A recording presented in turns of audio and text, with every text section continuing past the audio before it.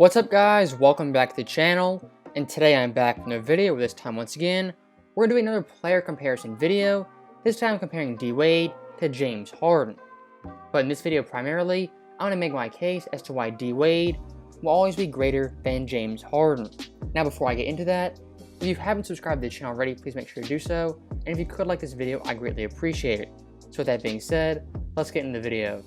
So first up, as to why I think D-Wade is the better overall player, when looking at his prime, it's simply better than James Harden's.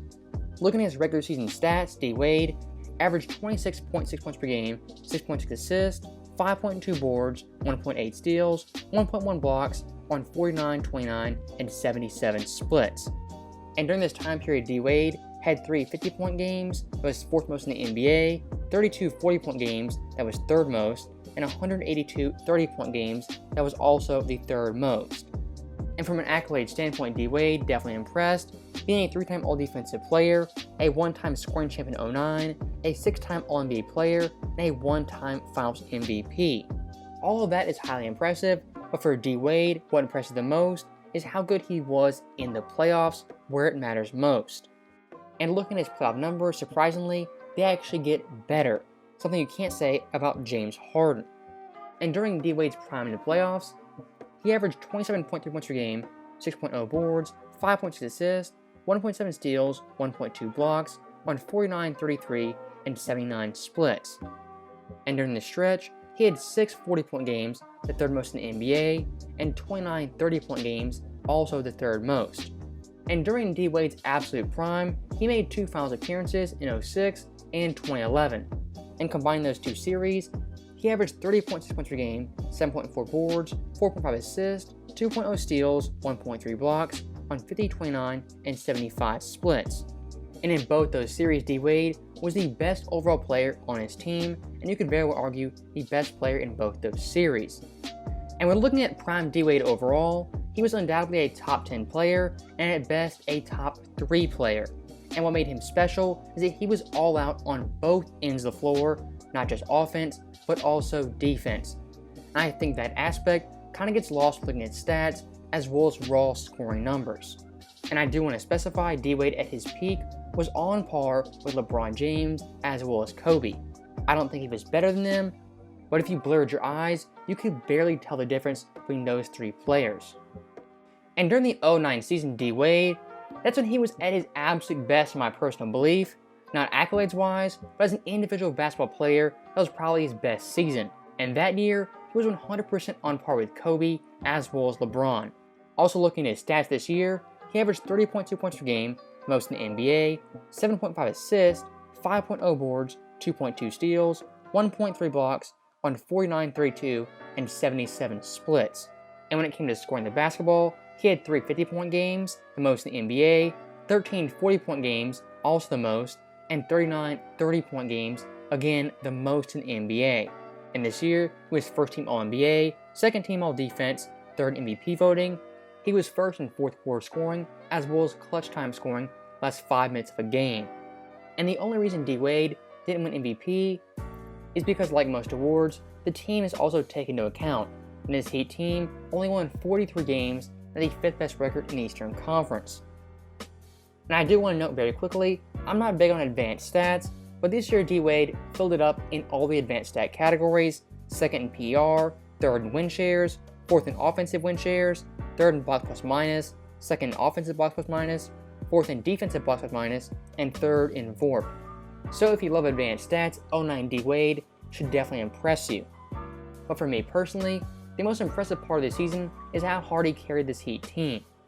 And looking back to the previous year in 08, that Heat team won 15 total games at the worst record in the NBA. And coming into 09, Shaq was no longer on the team. So this year Wade had the added burden of being the lone superstar. His highest scoring teammate was Michael Beasley, who averaged 14 points per game. His 2nd best player was Shawn Marion, who was traded for at the mid-season. He also had Jermaine O'Neal, who played 27 games, Udonis Haslem, as well as Mario Chalmers, who both averaged 10 points per game. So really this year D-Wade was carrying a team of role players and young, inexperienced rookies. And for that team to win 43 games is highly impressive in my book. And lastly, when talking about 09 D-Wade, Why he was a premier player is because in the clutch, he was one of, if not the best players. And this year in clutch time scoring, last 5 minutes game within 5 points, he had a total of 199 points. In second place, we had Kobe at 168. And for reference, LeBron James had 129, Tim Duncan had 120, and Carmelo Anthony had 93. So overall that year, D-Wade had some great clutch time moments, and even some big time buzzer beating shots. For the Heat. Chalmers, Wade with a steal, with 2. Wade puts it up for the win. Yeah, He baby! did it! He did it! Dwayne Wade with the steal and the game winner. Now looking ahead, next up, we have D-Wade's 06 playoff run. One of the best playoff runs of all time, and for a shooting guard, definitely top 5 in my book. As this year, D-Wade is a 24-year-old, averaged 28.4 points per game, 5.9 boards, 5.7 assists, 2.2 steals, 1.1 blocks, on 50, 38, and 81 splits. And once again, D-Wade was 24 years old, leading his team to an NBA championship as the best player. And once again, in the big time moments, D-Wade came through for this Heat team. We're looking at fourth quarter scoring in the playoffs, he had 187 points, that was first. In the finals, he had 59, which is also first. When it came to clutch time scoring in the playoffs, he had 52, that was second to LeBron James. In the finals, had 26 clutch time points, which was first, more than double the second place finisher. And when you talk about 06 D-Wade, what you always look to is how good he was in the NBA Finals. In this series, he was otherworldly, averaging 34.7 points per game, the 12th highest average in Finals history, 7.8 boards, 3.8 assists, 2.7 steals, 1.0 blocks, on 47, 27, and 77 splits.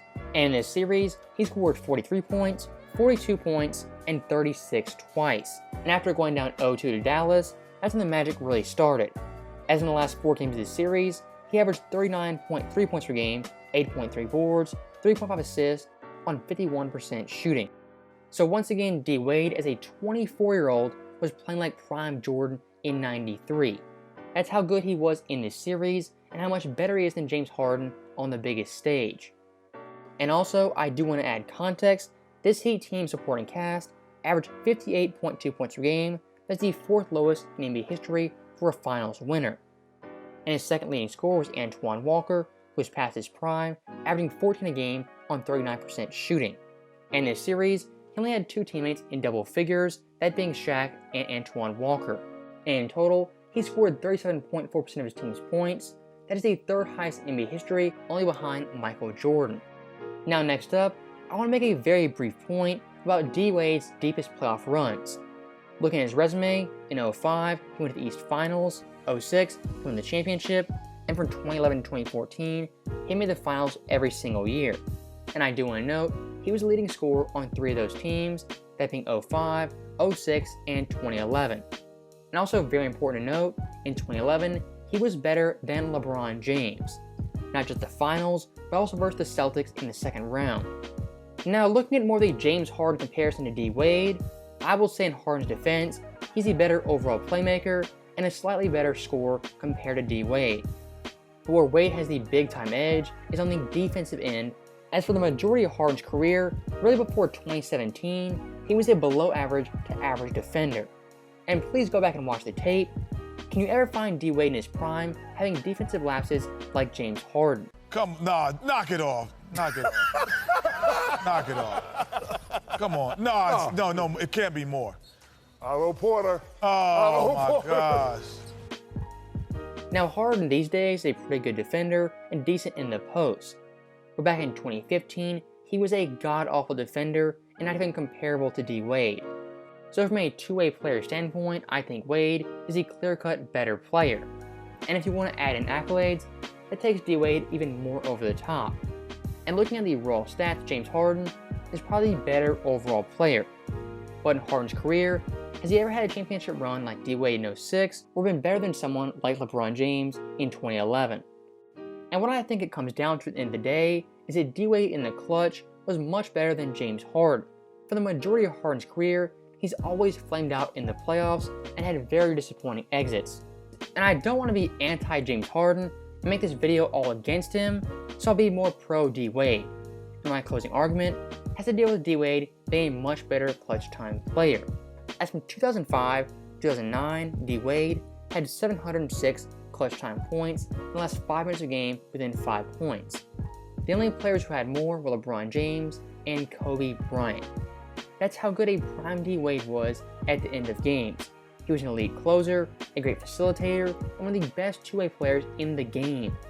And if you ask me who was the better overall player at their peak and at their best, I'll take D-Wade all day compared to James Harden. So as always, let me know your guys' thoughts. Do you think D-Wade is better than James Harden, or do you pick Harden over Wade? Both these guys are all-time great shooting guards and deserve major respect. But at the end of the day, you have to pick one, and I went with D-Wade. So with that being said, thank you guys for watching. I'll see you guys next time.